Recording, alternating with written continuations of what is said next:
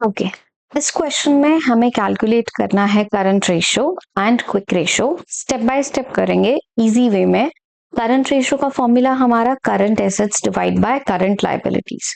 तो अब हम देखते हैं करंट एसेट्स हमारी क्या क्या है। हमारे पास क्वेश्चन में ये 3 करंट एसेट गिवन है, बट नोट को आप केयरफुली ध्यान रखोगे तो जैसे कि हमने पहले समझा है कि हम लूज टूल्स और हमारा जो स्पेयर पार्ट्स होता है इनको हम इन्वेंट्री में इंक्लूड नहीं करेंगे। सो इन्वेंट्री में स्पेयर पार्ट्स इंक्लूड है 10,000। So what does that mean कि हम इन्वेंट्री में से स्पेयर पार्ट्स माइनस करके 62,000 लेकर चलेंगे। ट्रेड रिसीवेबल 32,000 एंड हमारा cash and bank balance this, तो हमारा 1,60,000 ये आ जाता है करंट एसेट्स।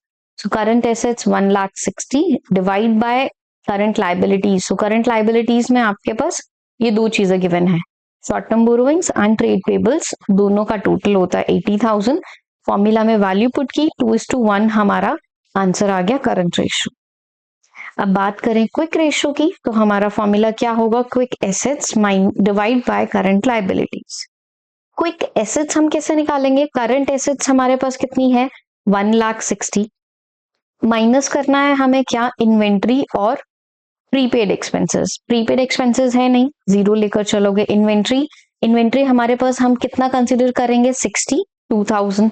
सो 1,60,000 में से 62,000 आप सब्ट्रैक्ट करोगे तो आपके पास जो रिमेनिंग बैलेंस होगा दैट इज 98,000।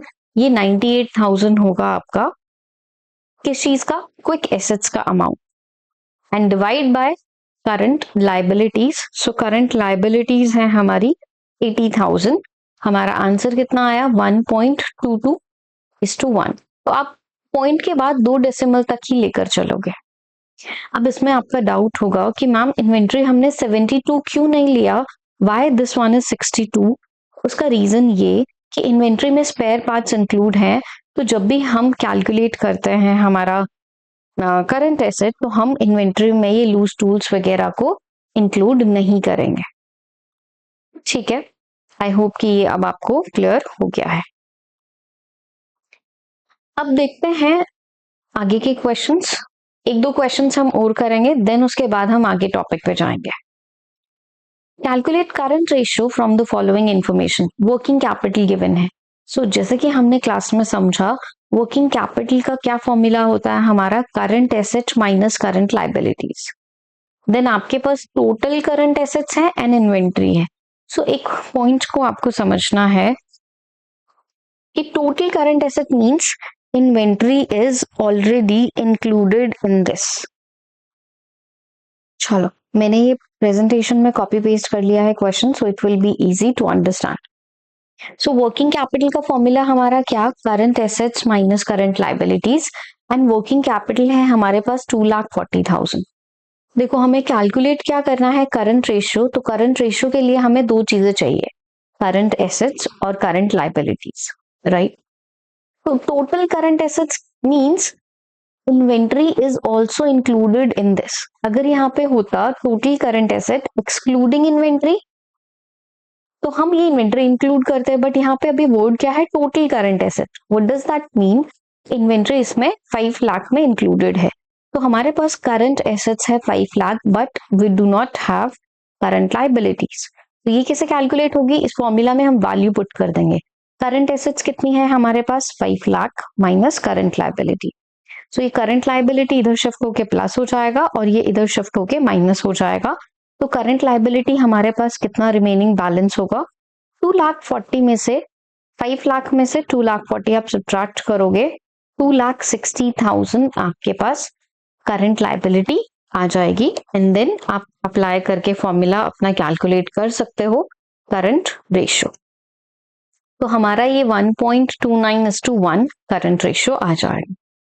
तो यहाँ पे जस्ट ये थोड़ा सा टोटल करंट एसेट्स इन्वेंट्री अलग से देके कंफ्यूज कर रहा था क्वेश्चन आप। ठीक है, आगे चलते हैं, क्वेश्चन नंबर 4। सो ये हम क्लियर कर लेते हैं एंड क्वेश्चन नंबर 4 को सॉल्व करते हैं। Calculate current ratio. So current ratio calculate करना है, formula current asset divide by current liability inventory 2 lakh, other current asset, what does that mean? Inventory अलग है और अदर करंट एसेट्स अलग हैं। अब वर्किंग कैपिटल आपके पास गिवन है।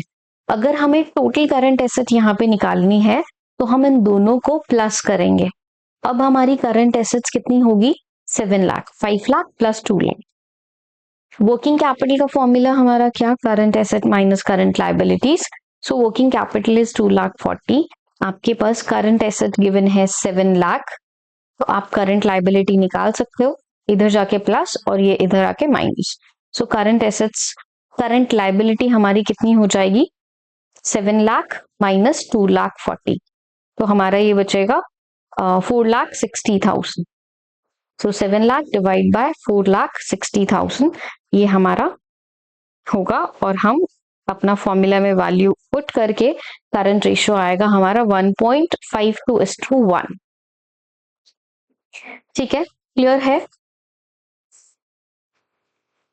आगे चलता है, नेक्स्ट क्वेश्चन देखते हैं। इस टाइप के क्वेश्चन आपकी बुक में भी है, तो अभी ये वाला क्वेश्चन मैं आपको सॉल्व करवा रही हूँ एंड देन बाकी आप बुक में से सॉल्व करोगे।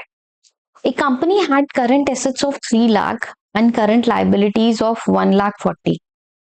Afterwards, it purchased goods 20,000 on credit and calculate the current ratio after the purchase. So देखो, current ratio का formula current asset divide by current liability। हमारे पास current assets हैं 3 लाख रुपीस की और हमारे पास current liabilities हैं 1 लाख 40 की। हमने 20,000 के goods purchase किए हैं क्रेडिट पे। So what does that mean? आप क्रेडिट पे गुड्स बाय करोगे तो आपके क्रेडिटर्स इंक्रीज हो जाएंगे, तो हमारी करंट लायबिलिटी इंक्रीज हो रही है। आपने गुड्स बाय किए हैं तो बेसिकली आपकी इन्वेंट्री इंक्रीज होगी, तो हम करंट एसेट में प्लस करेंगे because inventory is a part of current asset. तो मतलब क्या है कि आप इम्पैक्ट चेक करोगे कि ट्रांजैक्शन का इम्पैक्ट हमारी करंट एसेट पे क्या है। क्या हमारी करंट एसेट इंक्रीज हो रही है तो आप प्लस करोगे, करंट एसेट आपकी डिक्रीज हो रही है तो आप माइनस करोगे। सेम इस तरीके से आप करंट लायबिलिटी पे इंपैक्ट देखोगे। तो हमने क्या देखा कि अब हमारी करंट एसेट्स कितनी है? 3 लाख 20 और हमारी करंट लायबिलिटी कितनी हो गई? 1 लाख 60। सो 2:1 हमारा करंट रेशियो हो जाएगा। ठीक है, क्लियर है? जो भी डाउट आपको होगा आप नोट डाउन कर लेना, देन हम आगे समझ लेंगे। Now next question is this. ये क्वेश्चन आपको खुद से सॉल्व करना है, जस्ट मैं थोड़ा सा हेल्प कर देती हूँ। करंट रेशियो के लिए करंट एसेट्स कौन कौन सी हैं आइडेंटिफाई कर लेते हैं। Cash, debtors and BR, marketable security mention कर लेना, this is a current asset. Inventory, prepaid expenses, ये आपकी सारी करंट एसेट्स हैं, ये आपकी फिक्स्ड एसेट में पार्ट आता है।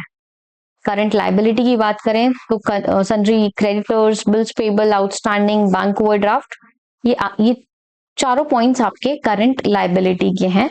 डिबेंचर्स आपकी लॉन्ग टर्म लायबिलिटी होती है, and then share capital and reserves and surplus आपका शेयर होल्डर फंड का पार्ट है। बट हमें जस्ट यहाँ पे करंट एसेट और करंट लायबिलिटी लेके चलना है। ठीक है, हो जाएगा क्वेश्चन। क्विक रेशियो कैसे कैलकुलेट करोगे? जो भी आपका टोटल ऑफ करंट एसेट्स है उसमें से आप इन्वेंट्री और प्रीपेड एक्सपेंसेस को सब्ट्रैक्ट कर दोगे एंड देन आपके पास क्विक एसेट्स आ जाएगी, एंड देन आप डिवाइड करोगे करंट लायबिलिटी से तो आपका क्विक रेशियो भी आ जाएगा। तो आपको आइडेंटिफाई करना आना चाहिए, और जो आपके फॉर्मूला में इंक्लूड नहीं होगा उनको आप एक्सक्लूड कर दोगे। So what does that mean कि आप पहले से उनको माइनस कर लेना। ठीक है, क्लियर है? आगे चलते हैं। Okay, now the next question is current ratio 2:1 है और आपको बताना है कि आपका करंट रेशियो इंक्रीज होगा, डिक्रीज होगा या फिर कोई भी चेंज नहीं होगा। इसके लिए हम करेंगे क्या? अब देखो कि यहाँ पे तो volume I mean amount given है, तो सिंपली आप ट्रांजैक्शन का इफेक्ट देखोगे और प्लस माइनस करके आप देख लोगे। ठीक है, ये वाला क्वेश्चन मैं सॉल्व करवा देती हूँ आपको डिटेल में, और जो आपकी बुक में क्वेश्चंस हैं वो आप खुद से गो थ्रू करोगे 1 by 1 करके।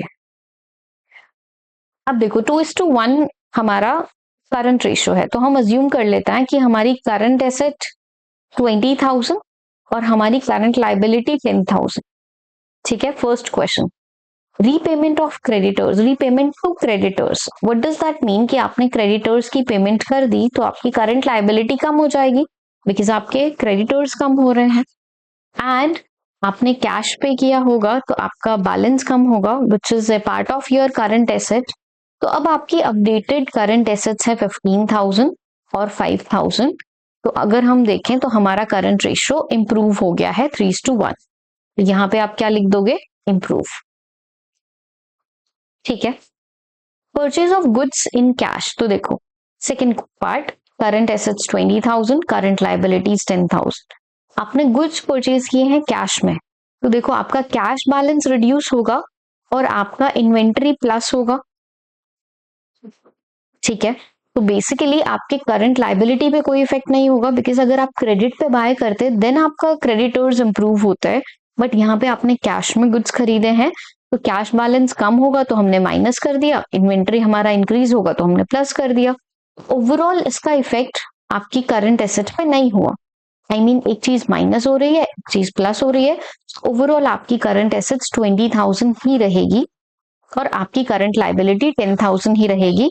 तो यहाँ पे हमारा कोई चेंज नहीं हुआ, तो हम यहाँ पे मेंशन करेंगे नो चेंज।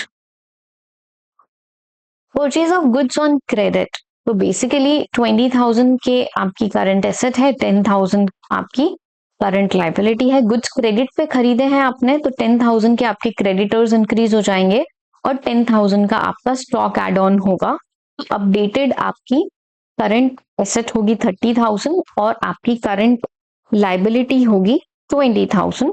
आपका करंट रेशियो विल बी 1.5। तो हम कहेंगे यहाँ पे हमारा करंट रेशियो डिक्रीज हो रहा है। ठीक है, कोई डाउट यहां तक? अब हमारा नेक्स्ट देखते हैं, स्लाइड हमने क्लियर कर ली so it will be easy for us. Bills receivable of 1,000 endorse. तो बेसिकली बिल्स रिसीवेबल होता क्या है, इंडोर्स किया है, इसका मतलब क्या है, क्या इंपैक्ट होगा, जल्दी से पहले ये समझ लेता हूं। देखो ये हमारा बिजनेस है, ये कस्टमर है। ठीक है, आपने बिजनेस में क्रेडिट पे गुड सेल करे, तो बेसिकली जब क्रेडिट सेल्स हुई तो कस्टमर हमारे लिए क्या होगा, डेटर। तो डेटर टाइम पे करे या ना करे उसके लिए क्या किया कि बिजनेस ने एक बिल ऑफ एक्सचेंज ड्रॉ करके दिया और कस्टमर के पास भेजा, कस्टमर ने सिग्नेचर करके वापस वो बिल बिजनेस को दिया। तो उस बिल में सारी डिटेल्स मेंशन होती है कि डेटर कब पे करेगा, किस डेट को पे करेगा, कितना अमाउंट है, क्या क्या उनके वैलिड पॉइंट्स हैं, राइट। तो ये हमारे लिए बिजनेस के लिए ये डॉक्यूमेंट कंसिडर होता है बिल्स रिसीवेबल, और डेटर के लिए ये सेम डॉक्यूमेंट कंसिडर होता है बिल्स पेबल। तो हमारा बिल रिसीवेबल है, हमें मनी कलेक्ट करनी है डेटर से, तो वो बिल रिसीवेबल हमने क्या किया कि एक अनदर पर्सन था, लेट्स से सी या हम कहें मोहन, तो हमें उसको अमाउंट पे करना था। इंस्टेड ऑफ पेइंग अमाउंट हमने ये बिल्स रिसीवेबल मोहन को दे दिया और मोहन हमारा क्या था, क्रेडिटर था। अब अगर बीआर हमने मोहन को दे दिया तो इसका इंपैक्ट समझो कि हमारे लिए बीआर हमारी करंट एसेट्स थी, हमने उसको किसी और को दे दिया, क्रेडिटर को, तो हमारी करंट एसेट्स डिक्रीज हो जाएंगी, राइट। आपकी करंट एसेट्स अगर हमने 20,000 मान के हम चल रहे हैं और हमारा बिल रिसीवेबल है 1,000 रुपीज का, तो ये 1,000 हम कहें सब्ट्रैक्ट हो जाएगा, एंड करंट लाइबिलिटीज आपकी 10,000 है, आपके क्रेडिटर 1,000 से कम हो जाएंगे बिकॉज अब 1,000 रुपीज के क्रेडिटर को आपको कैश पे नहीं करना है, आपने वो बिल उनको दे दिया है। So the updated value is 19,000 by 9,000, और आप जो भी डेटा आएगा कंपेयर करके देख लोगे कि इंक्रीज डिक्रीज या फिर no change. Bill receivable endorsed dishonoured, तो अब क्या है कि जो बिल हमने मोहन को दिया था वो डिसऑनर हो गया। डिसऑनर का मतलब है कि मैच्योरिटी डेट पर जब मोहन डेटर के पास गया पेमेंट के लिए, तो डेटर ने पेमेंट करने से मना कर दिया। तो बेसिकली डेटर ने पेमेंट करने से मना कर दिया, वो बिल डिसऑनर हो गया। अब इसका मतलब क्या, इसका मतलब ये कि जो हमारी करंट एसेट्स थी तो हमारे 1,000 रुपीज फिर से हम प्लस कर देंगे, और जो हमारी करंट लाइबिलिटीज थी उसमें भी 1,000 प्लस कर देंगे। ऐसा क्यों? क्योंकि देखो कि अब ये जो 1,000 वाले क्रेडिटर्स है इनको आप फिर से अमाउंट पे करोगे, और ये जो 1000 रुपीज है ये आप डेटर से कलेक्ट करोगे बिकॉज आपका BR अब वापस आ गया है. So updated current asset 21,000 and current liability 11,000. Change क्या होगा वो आप चेक कर लेना. ठीक है, आगे चलते हैं. Sale of office equipment 4,000, book value 5,000. अब देखो ऑफिस इक्विपमेंट क्या है आपके लिए. ऑफिस इक्विपमेंट हमारे लिए फिक्स्ड एसेट्स है. तो क्या आपकी फिक्स्ड एसेट्स यहाँ पे हम रिड्यूस करेंगे? नहीं, क्योंकि हम फॉर्मूला में करंट एसेट और करंट लाइबिलिटी में चेंजेस देख रहे हैं. ठीक है, तो आपकी करंट लाइबिलिटी 10,000 है, उसमें कोई भी चेंज नहीं होगा. आपने कैश में सेल किया और आपको 4,000 रुपए मिले, तो बेसिकली आपका कैश का बैलेंस इंक्रीज हो जाएगा. ठीक है, आपके पास करंट एसेट 20,000 है, कैश आपका इंक्रीज होगा 4,000 से. हम यहाँ पे 4,000 फिक्स्ड एसेट्स नहीं कंसिडर कर रहे हैं, तो माइनस नहीं करेंगे obviously, because we are checking the change of current asset only. Book value 5,000 की है, 4,000 में सेल करा, 1,000 रुपीज का लॉस है, तो वो लॉस बेसिकली ना ही करंट एसेट में आएगा ना ही करंट लाइबिलिटी में आएगा. आपका अपडेटेड वैल्यू क्या आई? Current asset 24,000 and current liability 10,000. तो हम कहें कि 2.4 हमारा आंसर आया. करंट रेशियो हमारा इंक्रीज हो गया है. ठीक है, क्लियर? आगे चलते हैं. तो ये हम स्लाइड क्लियर कर लेते हैं. इनमें से किसी भी पॉइंट में अगर डाउट आपको है तो प्लीज मार्क कर लेना. Cell of goods. गुड्स क्या है? करंट एसेट्स हैं. तो क्या हमारे चेंजेस होंगे करंट एसेट्स में? यस. आपने कॉस्ट प्राइस 10,000 मतलब 10,000 के गुड्स सेल करे, तो 10,000 आप माइनस कर दोगे इन्वेंट्री से. आपने कितने में सेल करे? 11,000 में. तो मतलब कि आपको मनी कितनी रिसीव हुई? 11,000, मतलब कि कैश आपको रिसीव हुआ है. Divide by current liability. Current liability में कुछ भी चेंज नहीं होगा बिकॉज क्रेडिट पे आप सेल नहीं कर रहे हो, आप यहाँ पे आप कैश में सेल कर रहे हो. ठीक है, तो हमारा अपडेटेड हम कहें करंट एसेट हमारी कितनी आएगी? 21,000 बाय 10,000. तो हमारा इंक्रीज हो जाएगा करंट रेशियो. ठीक है, next payment of insurance premium in advance. 20,000 current assets हमारे पास है, करंट लाइबिलिटी है. आपने इंश्योरेंस प्रीमियम पे किया तो आपका कैश रिड्यूस होगा, ऑब्वियसली कैश रिड्यूस होगा. प्लस एडवांस में पे किया है, व्हाट डज दैट मीन कि आपका प्रीपेड एक्सपेंस है. सो प्रीपेड एक्सपेंस हम क्या करते हैं? करंट एसेट्स में होता है इंक्लूड, एंड करंट एसेट हमारी इंक्रीज हो जाएगी तो हम प्लस कर देंगे. करंट लाइबिलिटी में नो चेंज बिकॉज कोई भी इफेक्ट नहीं हुआ हमारा. ओवरऑल बात करें, करंट एसेट आपकी 20,000 ही रहेगी. 20,000 बाय 10 2:1 आपका रेशियो रहेगा. ठीक है, आगे चलते हैं, इसको क्लियर कर लेते हैं हम. Cash received from trade receivable. 20,000 current assets है, कैश रिसीव हुआ आपको तो आपने 2,000 प्लस किया. ट्रेड रिसीवेबल आपकी करंट एसेट्स का पार्ट है. करंट एसेट से आई मीन जिन डेटर्स को पे करना था उन्होंने पे कर दिया, तो बेसिकली अब वो डेटर्स कम हो जाएंगे तो हम माइनस कर देंगे. तो ये हमने प्लस क्या किया? कैश. माइनस क्या किया? डेटर्स. क्या आपकी करंट लाइबिलिटी पे कोई इफेक्ट होगा? नहीं. ओवरऑल आपकी करंट एसेट सेम रहेगी, कोई भी चेंजेस नहीं होंगे उसमें. ठीक है, next sold inventory for cash at a loss of 1,000 rupees. तो यहाँ पे गिवन है कि आपने इन्वेंट्री सेल करी at a loss of 1,000 rupees. But the point is कि यहाँ पे ये नहीं बताया कि आपने कितनी इन्वेंट्री सेल की है ना. तो हम कहेंगे कि ये थोड़ा सा इनकम्प्लीट क्वेश्चन है बिकॉज यहाँ पे गिवन होना चाहिए कि आपने कितनी इन्वेंट्री सेल की है. ये तो बता दिया कि eight a loss of 1,000 rupees है, बट हाउ मच, कितनी इन्वेंट्री आपने सेल की है ये नहीं बताया यहाँ पे क्लियरली. तो यहाँ पे कुछ ना कुछ डेटा होता.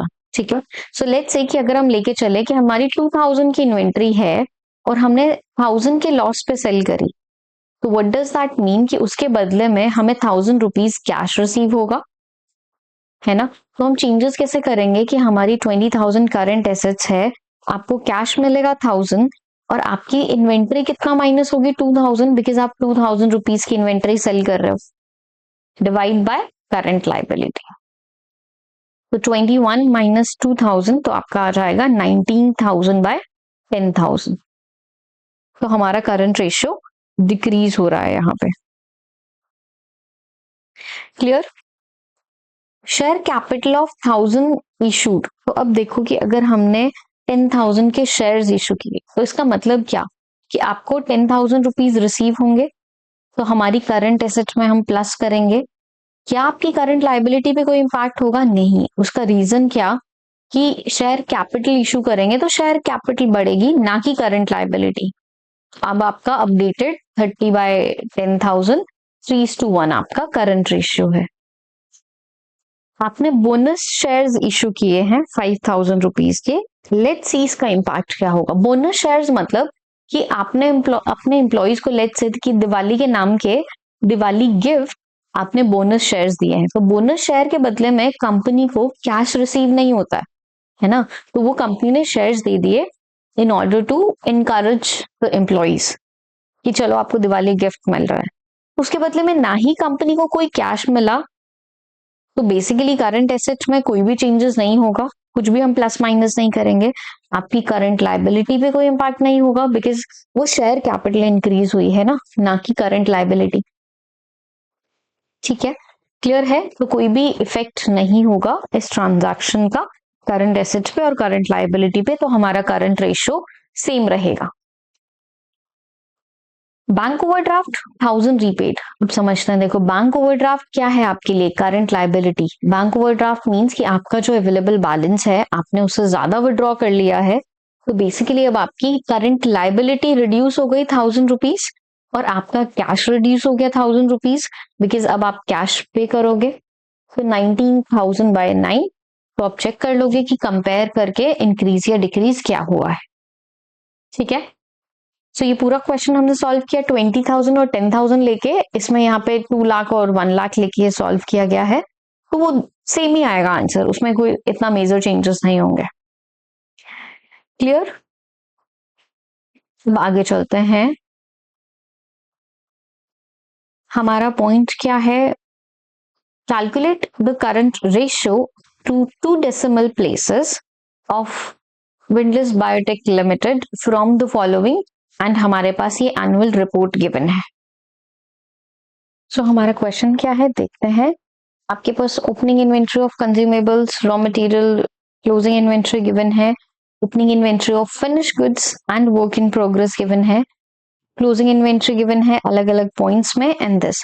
तो ये आईसीएसई का सैंपल पेपर से क्वेश्चन अगर है, तो बेसिकली ये सीबीएसई में नहीं आता है इस टाइप के क्वेश्चन। सीबीएसई में इतना डिफिकल्ट नहीं आएंगे, तो वो थोड़ा सा डिफरेंट टाइप ऑफ क्वेश्चन आएंगे।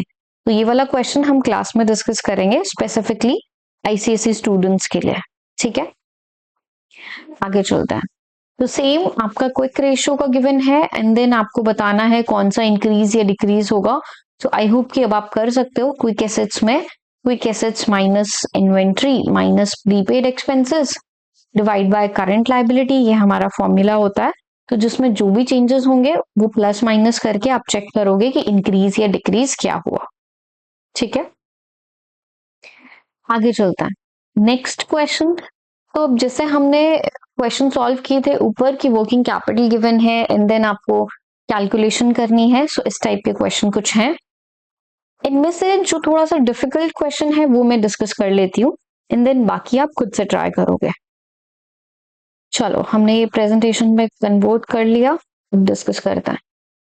सो वर्किंग कैपिटल गिवन है, क्रेडिटर्स गिवन है क्वेश्चन नंबर 10 में, अदर करंट लाइबिलिटीज गिवन है, करंट रेशियो देखना है। देखो other current liabilities, what does that mean? Creditor के अदर मतलब एक्सक्लूडिंग क्रेडिटर। आप वर्किंग कैपिटल कैसे कैलकुलेट करोगे? Current asset minus current liability.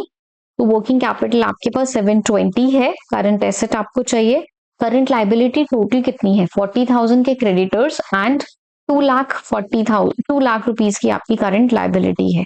So total current liability 240, ये इधर आके प्लस का हो जाएगा। तो हम कहें 9,60,000 की आपकी करंट एसेट्स है। सो करंट रेशियो का formula current asset divide by current liability, 9,60,000 की current assets and current liability 2,40,000 की। तो आपका 4:1 आंसर आ जाएगा करंट रेशियो। ठीक है, तो ये अदर वर्ड पे फोकस करना। अगर यहाँ पे ये होता टोटल करंट लाइबिलिटी, आप ये नहीं लेके चलते टोटल करंट लाइबिलिटी, आप यहाँ पे 2 लाख लिखते, बट यहाँ पे अदर वर्ड है, इसका मतलब क्रेडिटर्स अलग हैं और ये लाइबिलिटीज अलग हैं, इसमें और दूसरी लाइबिलिटीज हैं। ठीक है, next is working capital given है total debt and long term debt. तो एक बात समझते हैं यहाँ पे, हमारा टोटल डेट का मतलब क्या है? टोटल डेट का मतलब है कि जो आपकी लॉन्ग टर्म लाइबिलिटीज हैं और जो आपकी शॉर्ट टर्म लाइबिलिटीज हैं, दोनों को मिला के हम कंसिडर करते हैं, that is the total date.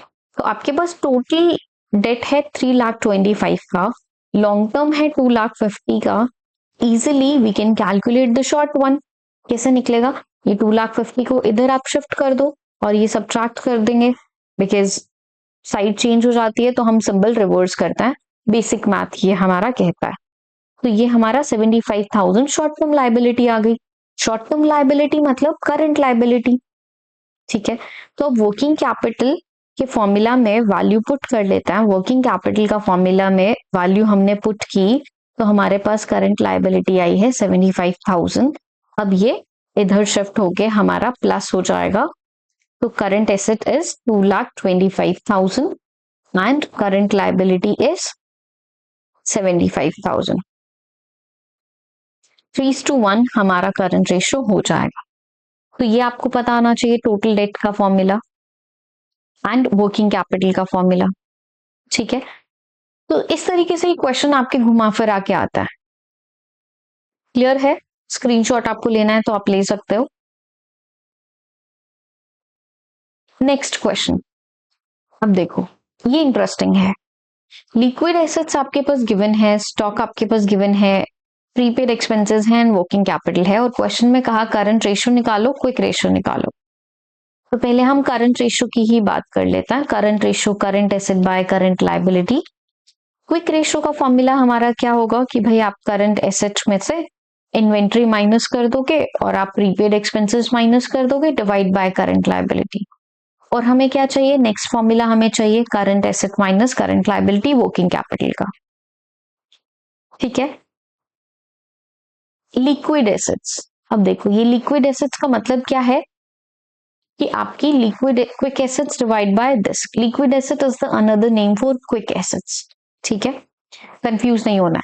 Liquid asset मतलब कि भाई ये चीजें करने के बाद, या हम थोड़ा सा डिटेल में इसका फॉर्मूला लिख लें। लिक्विड एसेट्स का मतलब यहाँ पे ये है कि current asset minus inventory minus prepaid expenses.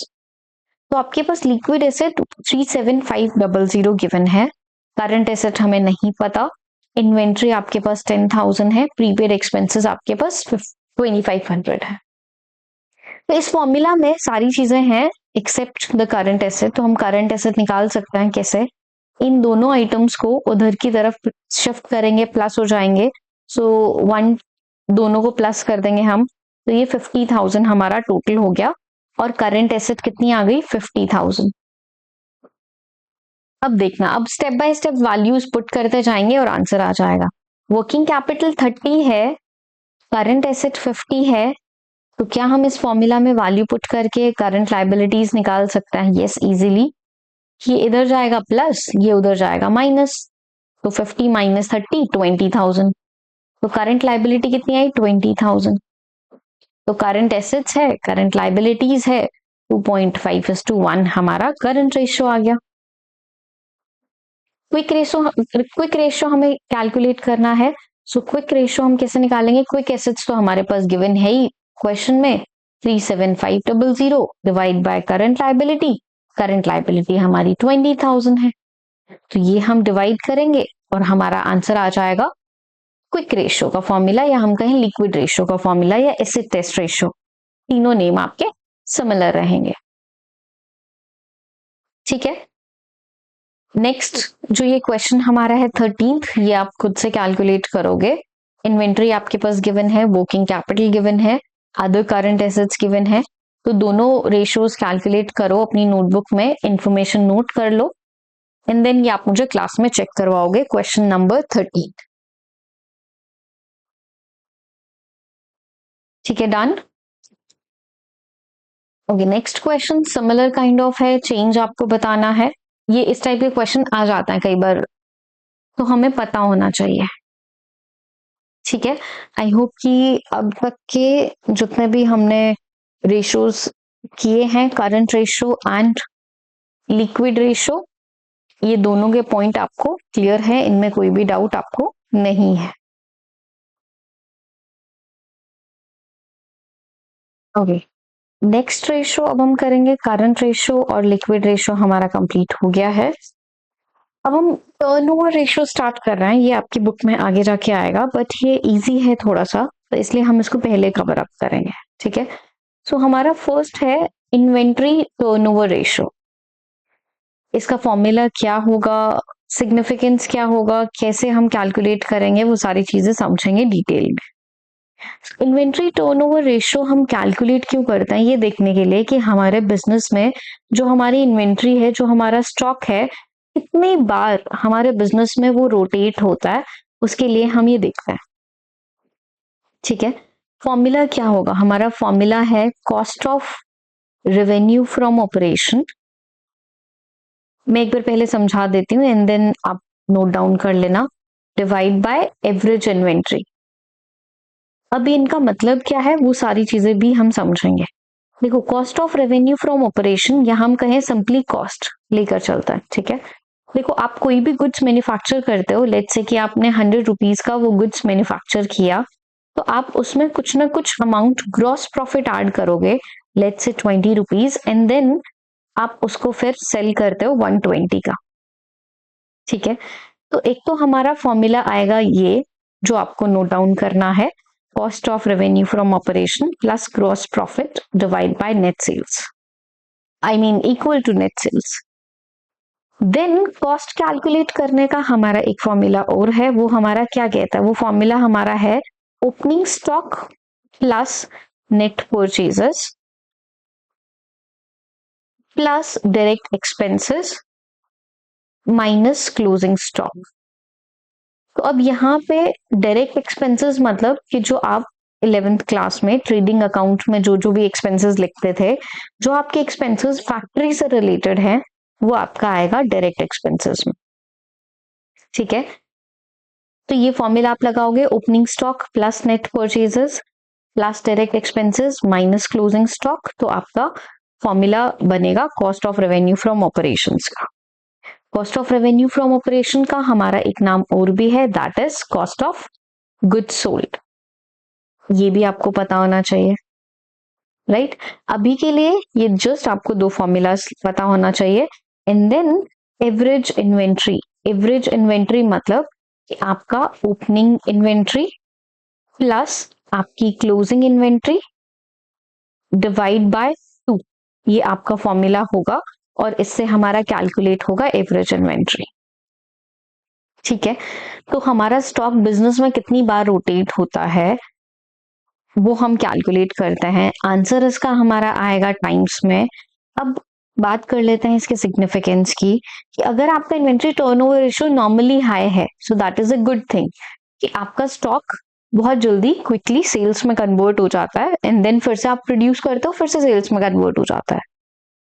आपका अगर इन्वेंट्री टर्नओवर रेशियो लो है, so what does that mean, कि आपका स्टॉक सेल नहीं होता है, आपके गोडाउन्स में इकट्ठा हो रहा है, कंपाइल हो रहा है, और आपकी सेल्स बहुत कम है, तो आपके लिए डिफिकल्ट सिचुएशन हो जाएगी कि सेल्स नहीं होगा तो प्रॉफिट नहीं होगा।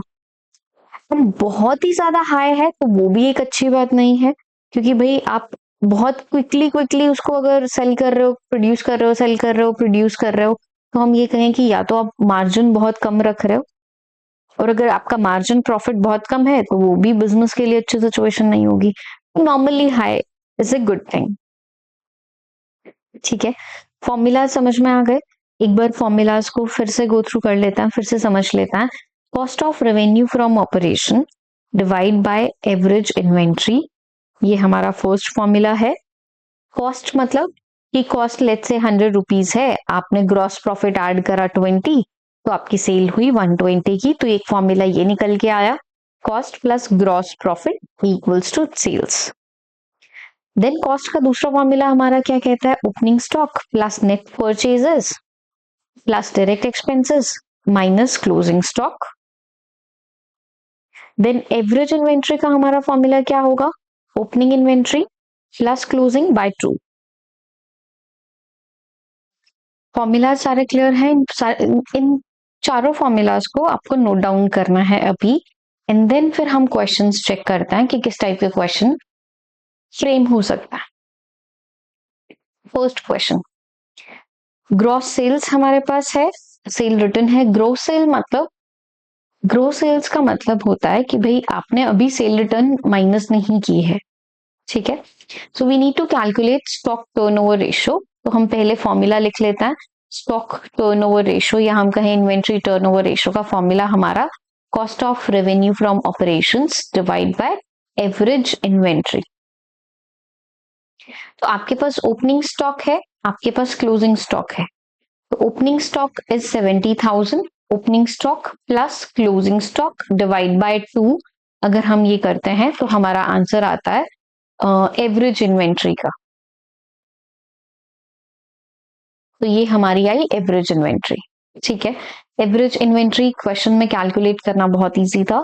देन हमारे पास परचेज गिवन है, हमारे पास डायरेक्ट एक्सपेंसेस गिवन है। हमें क्या चाहिए, हमें चाहिए cost, cost of revenue from operations. तो कॉस्ट के हमने दो फॉर्मूला समझे थे, cost plus gross profit equals to sales जो हम कैलकुलेट करते हैं, या फिर कॉस्ट का हमारा दूसरा formula opening stock plus purchases plus direct expenses minus closing stock. तो अब बताओ कौन सा फॉर्मूला इंप्लीमेंट होगा, फर्स्ट वन और द सेकेंड वन? ऑब्वियसली कि हमारा यहाँ पे सेकेंड वन इंप्लीमेंट होगा। ओपनिंग स्टॉक कितना है, क्वेश्चन के अकॉर्डिंग 70,000। हमारे पास परचेजेस कितनी है, 3 लाख। डायरेक्ट एक्सपेंसेस गिवन है 1 लाख। क्लोजिंग स्टॉक हमारे पास गिवन है दैट इज 85,000। तो हम जल्दी से ये कैलकुलेशन कर लेते हैं। सो 3 + 1 4 लाख, 4 लाख 70। सो 4 लाख 70,000 में से हम 85,000 माइनस करेंगे, 3 लाख 85 हमारा रिमेनिंग बचेगा and that will be our cost. तो अब आपके पास कॉस्ट आ गई, कॉस्ट है 3,85,000। आपके पास एवरेज इन्वेंट्री है, आप डिवाइड करोगे तो हमारे पास आंसर आ जाएगा 4.96। तो ये 4.96 हम टाइम्स लिखते हैं, ठीक है। इन्वेंट्री टर्नओवर रेशियो हमारा पॉइंट्स में आता है, नॉर्मली ये 4.967 आता है, तो ये 7 को राउंड ऑफ करके 4.97 टाइम्स लिखा है। अब अगर हम क्वेश्चन में देखें तो ये जो हमारे पास ग्रॉस सेल्स और सेल रिटर्न गिवन थी, ये जस्ट आपको कंफ्यूज करने के लिए दिया था, इसका यहाँ पे कोई भी रोल नहीं है। तो फॉर्मूलाज जस्ट यही इंप्लीमेंट होंगे, इनको घुमा फिरा के आपके पास क्वेश्चंस आते रहेंगे। नेक्स्ट क्वेश्चन देखते हैं। हमें कैलकुलेट क्या करना है, स्टॉक टर्नओवर रेशियो। तो हम फॉर्मूला लिख लेते हैं, फॉर्मूला हम बार बार इसलिए लिख रहे हैं सो दैट कि आपको लर्न हो जाएंगे। Cost of revenue from operation divide by average inventory. Let's say opening stock हमारे पास है, क्लोजिंग स्टॉक हमारे पास है 30,000 plus 15,000 by 2। Average inventory calculate करना is quite easy. Average inventory आपके पास आ गई 22,500। बात करना है कॉस्ट की, कॉस्ट के दो फॉर्मूलाज थे, cost plus gross profit equals to sales, या हम कहें cost equals to opening stock plus purchases plus direct expenses minus closing stock. ये आपके पास फॉर्मूलाज हैं। देखते हैं कौन सा फॉर्मूला इंप्लीमेंट करेंगे और क्या निकलेगा। परचेजेस गिवन है, डायरेक्ट एक्सपेंसेस हैं, ग्रॉस प्रॉफिट और सेल्स का डेटा हमारे पास है। So what does that mean कि हम कैलकुलेट कैसे कर सकते हैं, दोनों ही फॉर्मूला लगा सकते हैं, ये वाला भी लगा सकते हैं हम, because we have gross profit and we have data related to sales. ये भी लगा सकते हैं बिकॉज ओपनिंग भी है, परचेज भी है, डायरेक्ट एक्सपेंसेस भी है और क्लोजिंग भी है। तो चलो हम ये सेल्स वाला फॉर्मूला अप्लाई करके हमारा आंसर कैलकुलेट करते हैं। ठीक है, हमें नहीं पता हमारी कॉस्ट कितनी है, but the gross profit is 75,000। अब सेल्स की अगर हम बात करेंगे तो सेल्स हम लेकर चलेंगे यहाँ पे net sales after deducting the sales return. तो ये भी मैं आपको बता देती हूँ। नेट सेल्स का मतलब क्या है कि जब आप अपनी ग्रॉस सेल्स में से सेल्स रिटर्न को माइनस कर दोगे तो आपके पास नेट सेल्स बचेगी। तो हमें नेट सेल लेकर चलनी है एंड दैट विल बी 2,10,000। अभी आपको कॉस्ट निकालनी है, फॉर्मूला में दो चीजें हैं, ये इधर जाके माइनस का हो जाएगा, सब्ट्रैक्ट हम कर देंगे तो हमारे पास बचेगा 1,35,000 is the cost of revenue from operations. So cost of revenue from operations and divide by average inventory। आप ये करोगे और आपके पास आपका आंसर आ जाएगा, that will be 6 times। ठीक है, क्लियर है? आप चाहे ये दूसरा वाला फॉर्मूला लगा के देखोगे तो वैसे भी आपका आंसर आ जाएगा। कोई डाउट अगर आपको है तो प्लीज आप मार्क कर लो, नेक्स्ट क्लास में फिर हम डिस्कस कर लेंगे।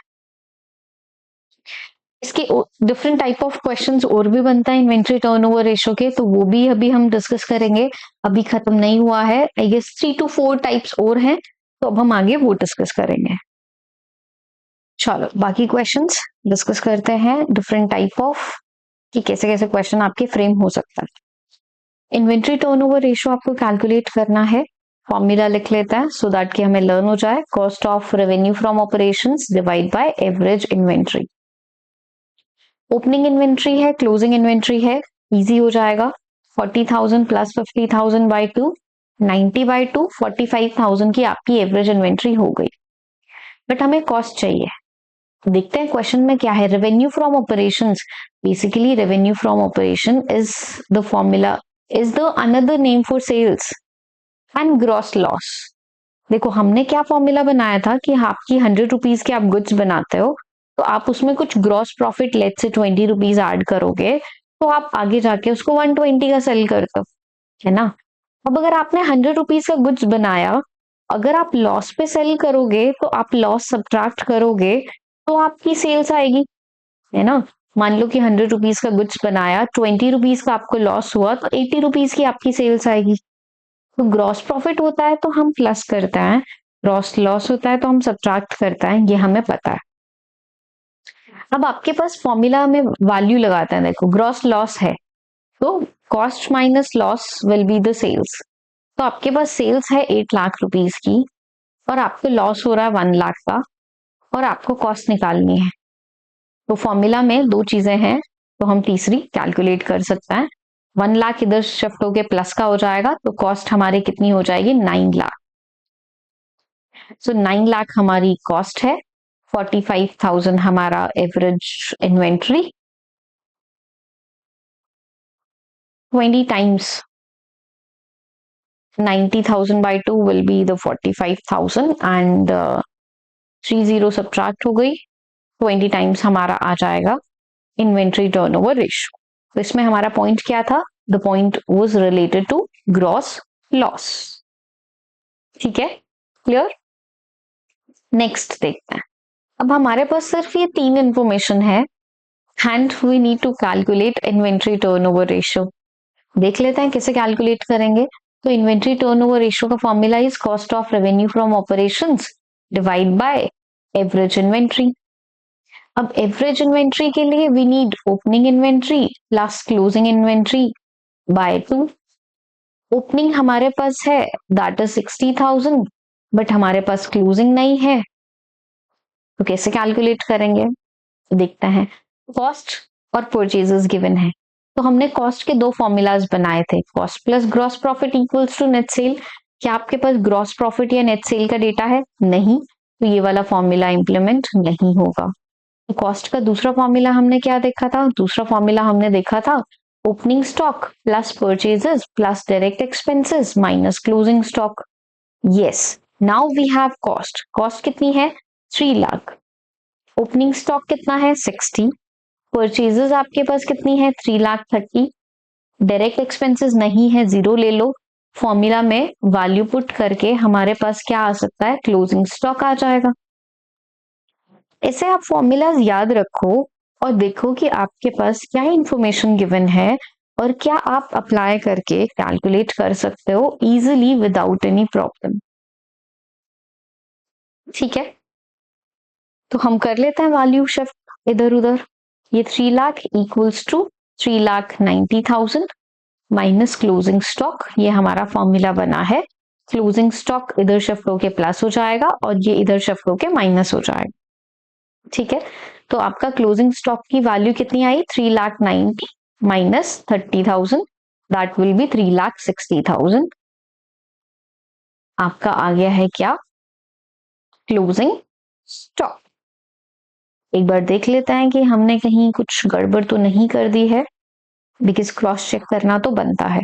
ओपनिंग स्टॉक 60 सही लिखा, परचेजेस हमने सही लिखा है, सो ये total is 390। No, that is 30,000 नहीं है, दैट इज 3 लाख है ना। देखो मुझे भी लग रहा था कि कुछ गड़बड़ हमने की है। ये 3 लाख है हमारी कॉस्टिंग, तो क्लोजिंग स्टॉक इधर आया प्लस और ये 3 लाख कॉस्ट गिवन है।